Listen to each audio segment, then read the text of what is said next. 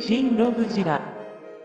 Godzilla and baked goods? Oh, yes. Godzilla and bakery crafts may not have the biggest history with one another, but let me tell you, these little pieces are fantastic enough for me to want more. By themselves or together, I think they're super worth looking out for because the paint on them, the detail on them, heck, even the gimmick, yes, gimmick, totally worth the time hunting them down for, I assure you. These sets were released in 1998 and 2014 to coincide with their respective movies. And following the traditions set by 1998, my 20-something-year-old self absolutely needed a Godzilla 2014 themed cake.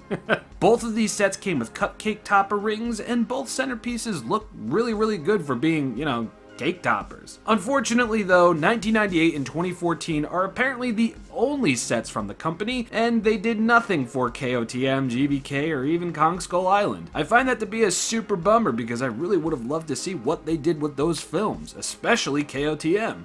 But anyway, I think we're going to be talking about Godzilla 1998 first, so let me wipe the screen of all the unneededs. Yeah.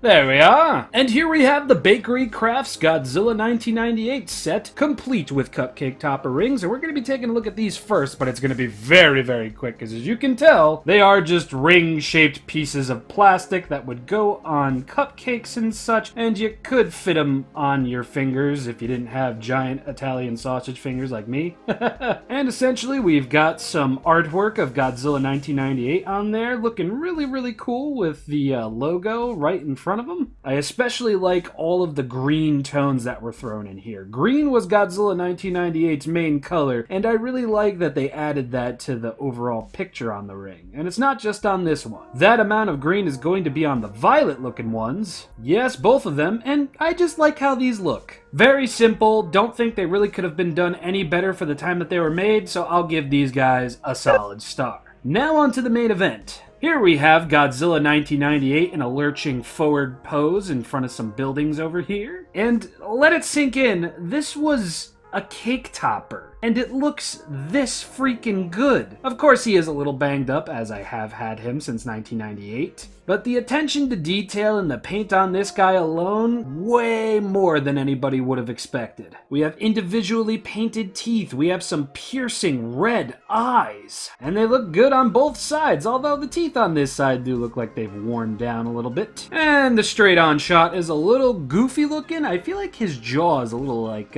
cocked to this side. You see what I'm saying? It looks a little on the crooked side. Or maybe it's just my brains and my eyes not working correctly. But look at all the detail on here, man. Even on the inside of the hands, there's even a visible tongue inside the mouth. I appreciate Bakery Crafts going as hard as they did on this thing, but how were you able to go as hard as you were on this thing? This is amazing looking, it really is. You could have passed this off as a Bandai Japan minifigure, honestly. And I especially love all of the wild paint for the skin. Yeah, he's very much coated in this very light baby blue over here, but you can see that there's a lot of different base colors going on for him. There's like this darker, muddier tan with an even darker, muddier, I guess I want to say gray on here. And it's distributed in such a loving way to where you can see all of the amazing details on them. Again, this is just vastly impressive for something that's just a birthday cake topper. There is amazing detail everywhere you look on this guy, and it's not just on him. The buildings, while basic, still look really good, and they look good from both sides, as you can see. As you can see here, this was officially licensed by Toho and Bakery Crafts. It's honestly a little intimidating just how great this thing looks. And looking at the dorsal fins, you can see that they too have some details. All of the rows of dorsal fins have details. Yes, all of them. But that baby blue caked on paint is starting to peel in certain areas. Again, I've had this since 1998. But all of the dorsal fins, even on the tail, do have detail. Sure, as they trail off to just little lumps, they become a lot less detailed looking. But still, vastly impressive for something that's a birthday cake topper. I'm going to be saying that a lot in this video. Just look at the detail on the leg over here. The detail, the paint, it all looks so very nice. Same could be said for the other leg as well. This foot does look a little goofy. Kind of looks like a piece of lunch meat because it is fused to this building over here, but just overall they look, the toes look very cartoonishly long. Even over here where the foot looks a lot more, I guess I should say, realistic, closer to what was in the movie, but still also very flappy and goofy. And in all honesty, that's really my only major complaint with this thing.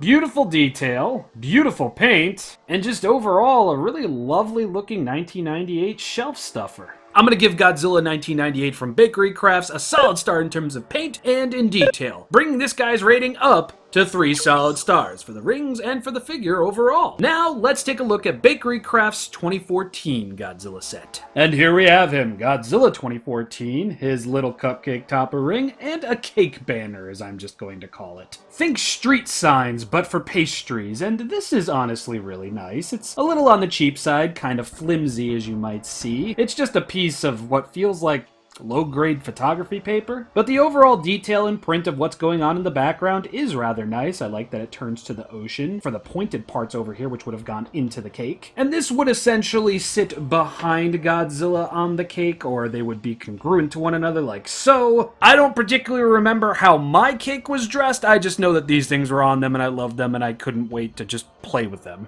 But here we have the Godzilla 2014 cupcake topper rings, and I do like these, even if the print on them is a little bit on the wonky side, very low quality looking in terms of Godzilla. The closer you get to these things, the less you can really make out Godzilla's face. I mean, you could tell where his mouth is and his eyes are and everything, but definitely a little bit more, you know, low quality than the 1998 plastic rings. But I do like these because they have this very nice, like, 3D effect, as you can see. Godzilla is raised over here, and I am talking about his name, and that's a really nice looking touch. And you know, from far away, this looks pretty dang awesome. And the ring fits on my finger decently, but as you can see, it's already starting to cut off circulation. My finger's turning red. Can I take this off now? And I actually have a whole baggie of these, as you can see, directly from Bakery Crafts themselves, and they all are essentially the same. You're not going to get much different with them. You are going to get some paint smudgeroos on some of them. Actually, I stand corrected. The lettering looks weathered differently on these two, just a little bit, not by much, just a little bit. And the reason why I have so many of these is because I really wasn't having birthday parties in 2014, and because I'm also a terrible hoarder slash collector slash hoarder. Yeah. Look at this guy. He's probably the most low quality out of all of them. But in taking a look at this one, you can see that he's got some white highlights on him as well. I don't know if the one that I was originally talking about had that, but as you can see on this one specifically, the whites are a little bit more muted, while they're much louder on this one. Interesting stuff. I'm going to give my Godzilla 2014 Ice over here a solid star. While I am leaning more towards preferring the 1998 rings since they're so simplistic and you can actually see what's on them in a nice clear image, these are still cool despite being slightly on the low quality side. Now let's move on to the second main event of the video. And here is Godzilla 2014. He comes in a little tray over here that gives you instructions on how to activate his gimmick, which unfortunately, the little light up gimmick on this lad no longer works on my copy. I don't know what happened. I had changed the batteries rather frequently and maybe that was just too much on it, but I'll get into the nitty gritty a little bit later. In talking about paint and detail, I will say the detail is rather magnificent. Yes, it's made out of Playmates grade cheap plastic, and it really isn't the most accurate or best representation of Godzilla 2014, but I gotta give Bakery Crafts credit. They did pretty dang good with this. There's lots of detail to see and appreciate on this wonky little dude. Though I am bummed there wasn't like somewhat of like a tannish wash for the underbelly or something. They really only painted on the eyes and the teeth, which I do have to give them credit for. They are painted near perfectly. The head-on shot doesn't look ridiculous. The eyes are mostly even. And the teeth are cleanly painted, both on the upper jaw and the lower jaw. But when you look at this guy, and you look at this guy, and you say to yourself, they were made by the same company, it's kind of on the upsetting side.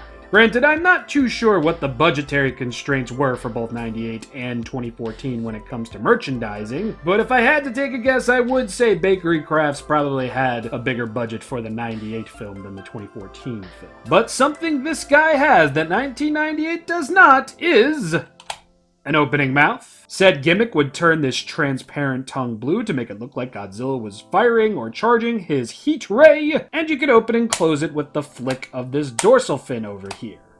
And the arms could move all the way around like so. So even though this guy wasn't painted up like a dream like 1998 was, he still has articulation and he's got a gimmick to boot. So I really can't complain too much. But he did come with the cake billboard and the cupcake topper rings, and he could move his arms, and his mouth could open, and it would light up at one point. I can't really give this guy anything short of a score that I gave for 1998. I do wish there was more paint, but they took a sacrifice with the paint and gave him movable arms, an openable mouth, and a light up mouth. So solid star in terms of paint and detail, and I guess I should do another solid star in terms of articulation because, you know, open his mouth and the arms could move. So that'll be 4 solid stars for 2014 and 3 solid stars for Godzilla 1998. I don't know how else I can really go on talking about these things, so patrons, thank you so much for becoming ShinRobjira patrons. Social media and merch page will be linked in the description below, and I have no idea if this is coming out before or after Godzilla 1991. If it's coming out before, I'll see you next with that review. If it's coming out after, I'll see you next week. So until then, I hope you all have a lovely day, afternoon, and night. Peace out, everybody.